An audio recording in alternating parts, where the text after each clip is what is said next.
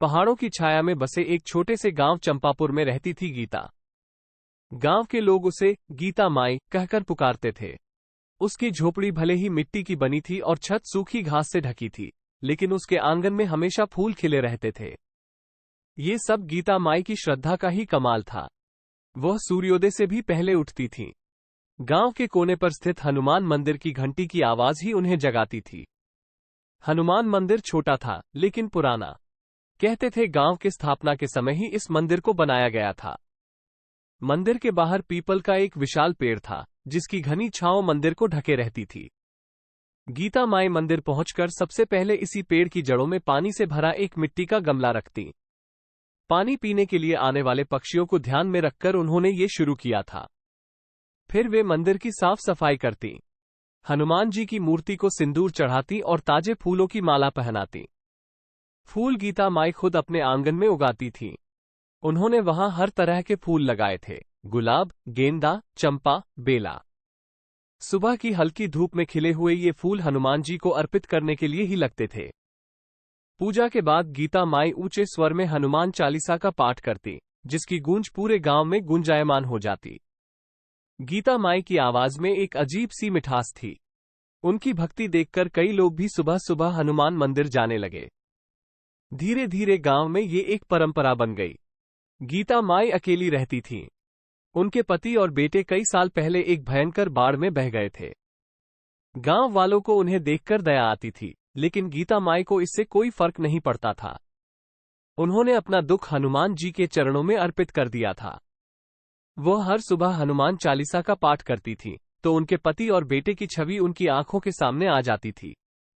उनका मानना था कि हनुमान जी ही उनके परिवार की तरह हैं, जो उनकी रक्षा करते हैं और उनकी हर मनोकामना को पूरा करते हैं। एक दिन चंपापुर में भयंकर सूखा पड़ गया। हफ्तों तक बारिश नहीं हुई और खेतों में लगी फसलें सूखने लगी। गांव की नदी, जो हमेशा बहती रहती थी, उसमें भी पानी का स्तर कम होता जा रहा था। गांव वालों के पास पीने के लिए भी पानी कम पड़ने लगा। चिंता की लहर गांव में फैल गई, लेकिन गीता माई हार मानने वाली नहीं थी। हर शाम सूर्यास्त के बाद वे हनुमान मंदिर जाती।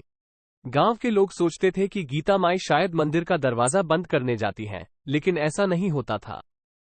गीता माई मंदिर में घंटा बजाती और हनुमान जी के सामने घुटने टेककर उनसे बारिश कराने की प्रार्थना करती। उनकी आंखों से आंसू बहते और वे हनुमान चालीसा का पाठ इतनी तन्मयता से करती कि उनकी आवाज से पूरा मंदिर गूंज उठता। कभी कभी तो उन्हें ऐसा लगता था कि हनुमान जी की मूर्ति भी उनकी व्यथा सुनकर थोड़ा मुस्कुरा रही है। गीता माई को हनुमान जी पर पूरा भरोसा था।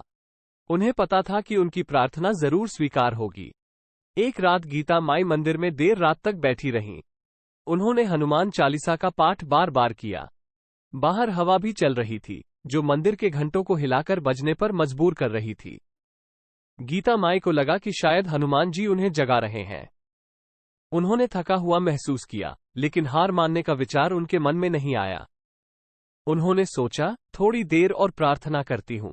अचानक उन्हें मंदिर के बाहर से तेज आवाज सुनाई दी। वो चौंक कर उठी और मंदिर का दरवाजा खोलकर बाहर झांकी। बाहर का दृश्य देखकर उनकी आंखें चौंधिया गईं। पूरा आसमान बिजली की कड़क से चमक रहा था। जोर की आंधी चल रही थी और दूर दूर तक काले बादल छाए हुए थे। गीता माई को समझते देर नहीं लगी कि आखिरकार उनकी प्रार्थना स्वीकार हो गई है। वो खुशी से नाचने लगी। उन्होंने हनुमान जी का जयकारा लगाया, हनुमान जी की जय। उन्होंने देखा कि कुछ ही देर में तेज बारिश शुरू हो गई। पहले तो बूंदाबांदी हुई, फिर जोर की बारिश होने लगी। गीता माई मंदिर के बाहर खड़ी होकर बारिश में भीगने लगी। उन्हें खुशी के आंसू रोकने भी मुश्किल हो रहे थे। उन्होंने हनुमान जी को धन्यवाद दिया कि उन्होंने उनकी प्रार्थना सुनी और गांव को सूखे से बचाया। अगले सुबह जब सूर्य निकला तो पूरा गांव नहाया हुआ दिखाई दिया। खेतों में सूखी पड़ी फसलें हरी हो रही थीं। नदी लबालब बह रही थी। गांव वाले खुशी से नाच रहे थे। उन्होंने गीता माई को देखा तो उन्हें अपने कंधों पर बिठा लिया। गीता माई को ये सब अच्छा नहीं लग रहा था, लेकिन गांव वालों के प्यार को वो मना भी नहीं कर सकती थी।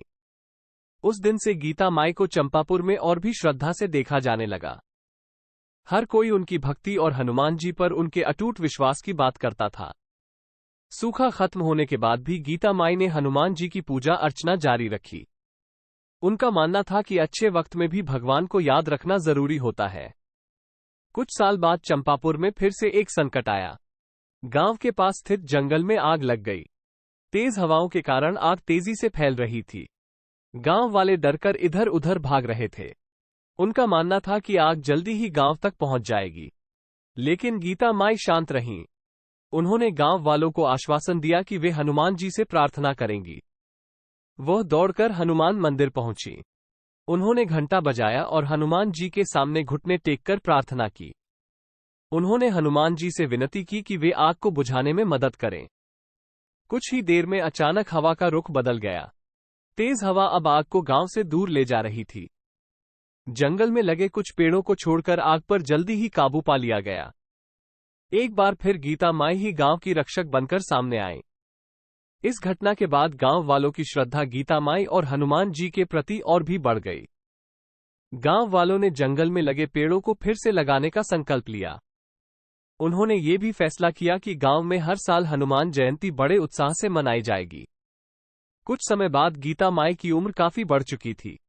उन्हें चलने फिरने में भी दिक्कत होने लगी थी। वो अब सुबह जल्दी उठकर मंदिर नहीं जा पाती थीं। लेकिन उनकी आस्था कम नहीं हुई थी। उन्होंने अपने घर में ही एक छोटा सा मंदिर बना लिया था।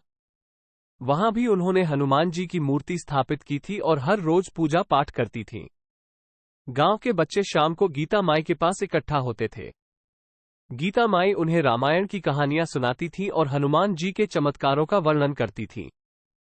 बच्चे गीता माई की बातें ध्यान से सुनते थे और उनका मानना था कि गीता माई भी हनुमान जी की तरह ही पूजनीय है।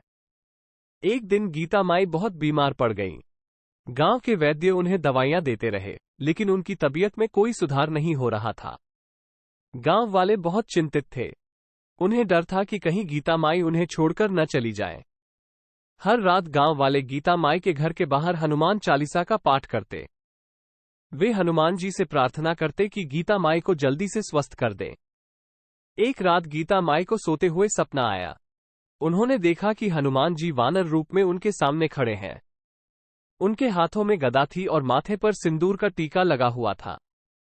हनुमान जी ने गीता माई को मुस्कुराकर देखा और कहा, मां गीता, तुम्हारी भक्ति से मैं बहुत खुश हूं। तुम जल्दी ही स्वस्थ हो जाओगी। तुम्हें अभी गांव वालों की जरूरत है। तुम्हारा जीवन अभी अधूरा है। ये कहकर हनुमान जी अचानक से गायब हो गए।